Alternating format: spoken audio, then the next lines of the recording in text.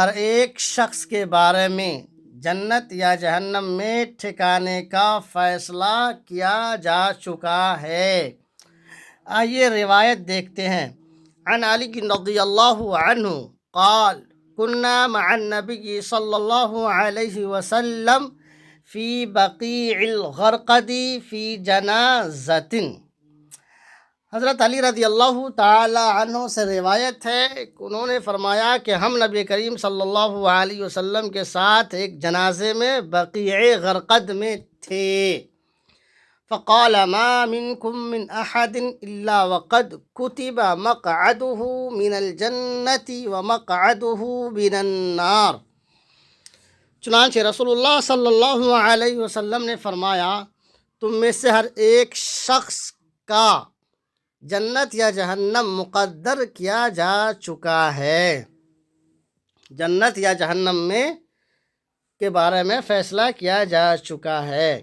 فقالوا یا رسول اللہ، صحابہ کرام رضی اللہ تعالی عنہم اجمعین نے فرمایا، اے اللہ کے نبی صلی اللہ علیہ وسلم، افلا نتکل، تو ہم کیوں نہ اسی پر بھروسہ کر بیٹھیں۔ اعملوا فکل میسر، نبی کریم صلی اللہ علیہ وسلم نے فرمایا، عمل کرتے رہو، فکل میسر، ہر ایک شخص کو اس کے عمل کے مطابق توفیق ملتی ہے۔ عمل کرتے رہو، ہر ایک شخص کو اس کے عمل کے مطابق توفیق ملتی ہے۔ پھر یہ تلاوت فرمائی، ثم قرأ فأما من أعطى واتقى وصدق بالحسنى إلى قوله للعسرى، یہاں تک آپ نے تلاوت فرمائی۔ ثم قرأ، پھر آپ نے پڑھا، فأما من أعطى واتقى وصدق بالحسنى إلى قوله للعسرى تک آپ نے تلاوت فرمائی کہ اس کے اچھائی کے مطابق انہیں فیصلہ توفیق ملتی ہے۔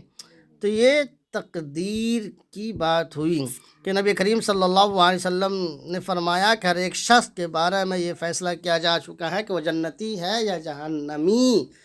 پھر صحابہ اکرام رضی اللہ تعالی عنہم اجمعین نے سوال کیا کہ اب ہم اسی پر بھروسہ کر لیتے ہیں؟ تو نبی کریم صلی اللہ علیہ وسلم نے فرمایا، نہیں، آپ کو عمل کرتے رہنا ہے۔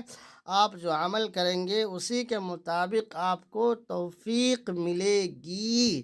معلوم ہوا ہمیں عمل کرتے رہنا ہے، نیک عمل کرتے رہنا ہے، اور نیک عمل کے مطابق توفیق دی جاتی ہے۔